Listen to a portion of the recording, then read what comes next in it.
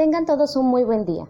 Mi nombre es Nicole Armas y en representación del Grupo Los Potenciométricos de la Universidad Pedagógica Nacional Francisco Morazán, a continuación voy a exponerles sobre la cromatografía líquida de alta resolución, que es un tipo de análisis frecuentemente utilizado en bioquímica y química analítica. Pero claro que nos vamos a concentrar más en la segunda. Cromatografía líquida de alta resolución es el tipo de cromatografía por elusión más versátil y más utilizado. Por elusión nos referimos a extraer mediante un líquido apropiado una sustancia del medio sólido que lo ha absorbido. Esta técnica es utilizada por científicos para separar y determinar especies en una variedad de materiales orgánicos, inorgánicos y biológicos. La historia de la cromatografía líquida comenzó a principios del siglo XX, gracias al ruso Michael Twist, que era un botánico que inventó la cromatografía líquida para separar varios pigmentos vegetales. Esto lo hizo inyectando el extracto de la planta y el éter de petróleo a través de una columna de vidrio llena de carbonato de calcio. La cromatografía es una técnica de separación, y la palabra cromatografía se originó a partir del croma, que significa color, y grafina, que significa escribir. A esto también se le suma el sufijo que hace referencia a cualidad, que vendría significando todo junto. La traducción más fiel que les puedo dar, registro de color o escritura de color. Lo que se cimenta con lo siguiente que les voy a decir. El cromatógrafo es el equipo de separación y el cromatograma es un gráfico de salida obtenido el análisis, nuestra escritura de color. La cromatografía líquida de alta resolución se ha vuelto una herramienta analítica indispensable.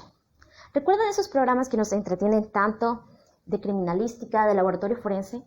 Bueno, la cromatografía líquida es utilizado mucho en ellas, generalmente para distinguir líquidos biológicos. ¿Pero qué es HPLC? HPLC significa cromatografía líquida de alto rendimiento. Antes que la HPLC estuviera disponible, el análisis cromatográfico líquido se llevó a cabo mediante flujo gravitatorio del eluyente, es decir, el disolvente utilizado para el análisis de la cromatografía líquida. La H es por sus siglas en inglés, high, que significa alto, que es de lo que estábamos hablando. ¿En qué consiste la cromatografía líquida de alta resolución? Bueno, consiste en una fase estacionaria no polar, columna, y una fase móvil. La fase estacionaria es sílica, que se ha tratado con una cadena alquílica, metilo, con silicio y cloro. La fase móvil actúa como portador de la muestra.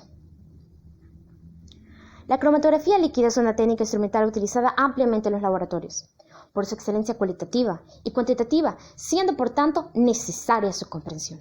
Sus distintas modalidades y las técnicas operativas existentes, junto a los aspectos prácticos que permitirán realizar análisis cualitativos y cuantitativos, optimizarlos y cumplir con ellos los productos de calidad, son las que nos indican su importancia. Algunas de sus características son que tiene una elevada sensibilidad, elevada aplicabilidad y permite realizar análisis cualitativos exactos. Es adecuada para la separación de especies termolábiles y no volátiles. Termolábiles nos referimos a sustancias que se alteran con facilidad cuando sobre ellas actúa el calor. Por volátiles nos referimos a sustancias que se alteran con facilidad cuando interactúan con el aire. También es un fenómeno molecular, por el reparto entre una solución líquida y un substrato. Su muestra promedio deseable es de 10 miligramos. En cuanto a las limitaciones del método, es que se tarda un poco en desarrollarlo. Pero en cuanto a las limitaciones para la muestra, no nos muestra ninguna. En esta imagen podemos apreciar algunas técnicas antiguas de cromatografía de líquidos. El recipiente para abastecimiento del solvente, la unión de vidrio esmerilado, que para aquellos que no sepan, el vidrio esmerilado es aquel que posee la característica de verse como cristal translúcido, la columna empacada, tapón de hule, el matraz de succión, que si ven, sí, se inspiró en un matraz. Relleno previo para proteger el empaque de la caída del líquido, la llave, que se asemeja a cuando utilizamos la bureta, aquella que utilizamos, a la bomba. La utilidad de la cromatografía líquida de alta resolución. Bueno, determina cuantitativas exactas. determina compuestos no volátiles, de alto peso molecular, iones metálicos o termolables.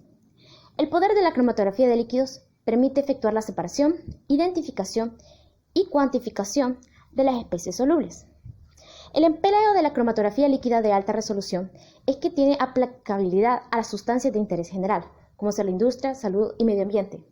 Por ejemplo, en la farmacología se utiliza mucho para identificar la pureza de una droga. En los aminoácidos, cuando se utiliza para la determinación de estos mismos, proteínas, ácidos nucleicos, hidrocarburos, carbohidratos, fármacos, terpenoides, plaguicidas, antibióticos, esteroides, etc. También para la separación y determinación de especies en diversos materiales orgánicos, inorgánicos y biológicos. Algunos componentes de la HPLC en cuanto a instrumentación son los siguientes: bomba, inyector, columna, detector, grabador, degaseador y calentador de columna. ¿Se pueden apreciar toda la complejidad de esta bella instrumentación?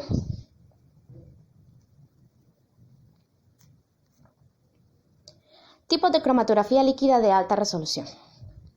Estas suelen clasificarse según el mecanismo de separación o el tipo de fase estacionaria. Comprenden la cromatografía de partición o de líquido-líquido, cromatografía de absorción o de líquido sólido, cromatografía de iones o iónica, cromatografía de exclusión molecular, cromatografía de afinidad y cromatografía Quiral. La cromatografía de partición es el tipo de HPLC más utilizado en la cromatografía de partición. Es la cuya fase estacionaria es un segundo líquido que es inmiscible en la fase móvil líquida. La cromatografía de partición se puede subdividir en cromatografía líquido-líquido y cromatografía líquido-fase enlazada.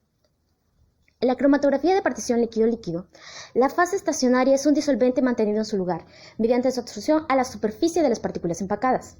En la cromatografía líquido-fase enlazada, la fase estacionaria es una especie orgánica que está unida a la superficie del empacamiento por medio de enlaces químicos. Sus aplicaciones típicas es para separar aditivos de la bebida gaseosa y los insecticidas organofosforados. Las imágenes que pueden ver aquí son ejemplos de identificaciones cualitativas de estas determinadas sustancias.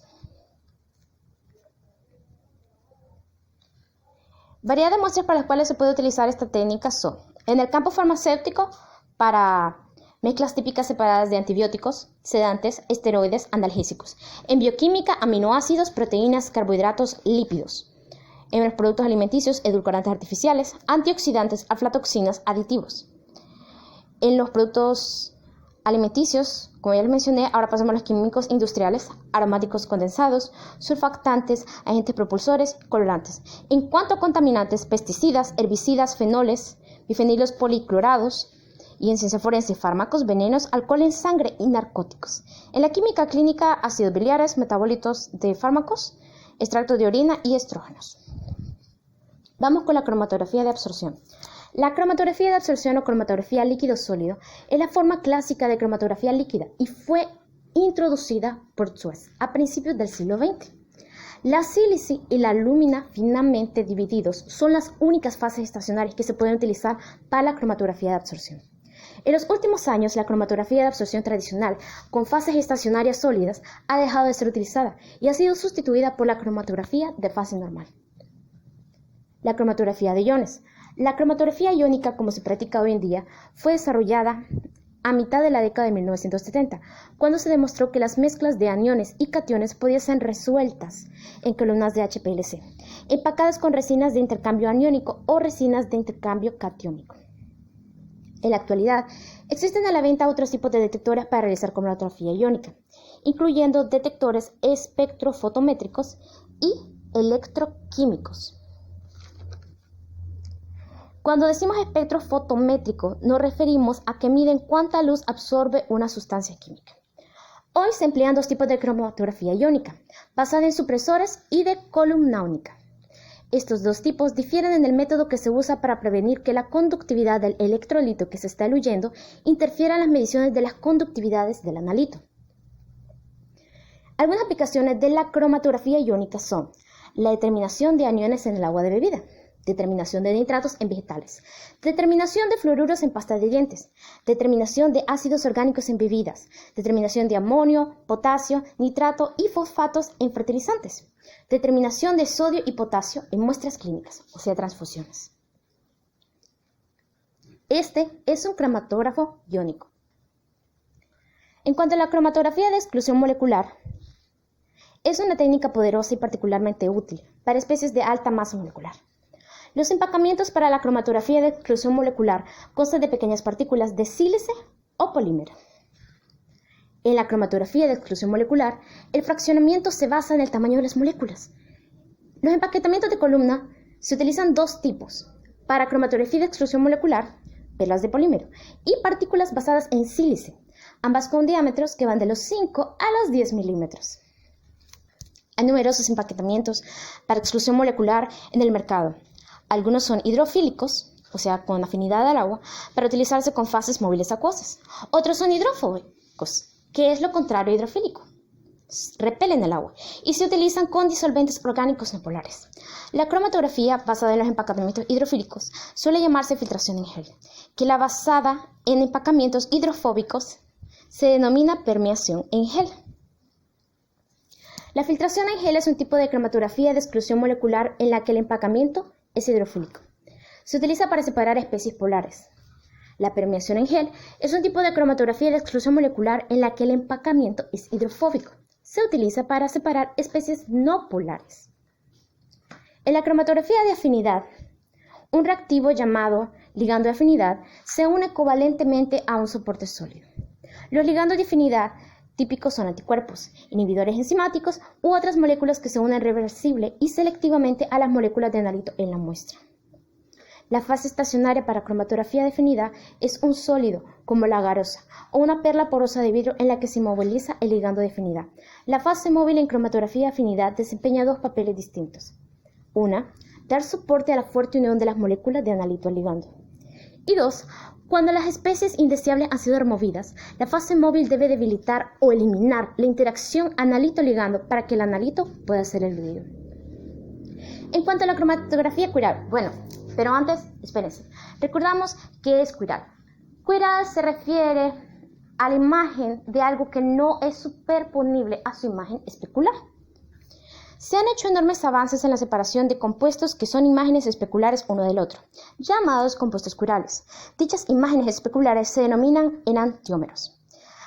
El agente de resolución cuiral debe tener características cuirales por sí solo, con el fin de reconocer la naturaleza cuiral del soluto.